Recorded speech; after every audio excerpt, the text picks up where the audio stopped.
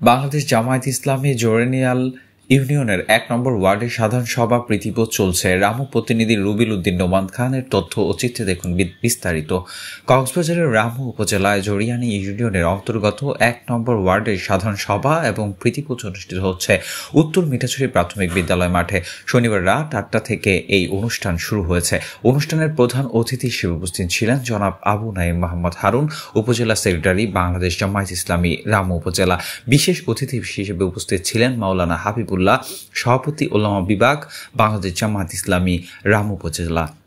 বিশেষ অতিথি হিসেবে উপস্থিত ছিলেন জনাব মাহবুবুর রহমান, সভাপতি যুব বিভাগ, বাংলাদেশ জামায়াত ইসলামী রামু উপজেলা। প্রমাণ আপনাদের হাতে আছে, তাহলে আপনাদেরকে সিদ্ধান্ত গ্রহণ করতে হবে।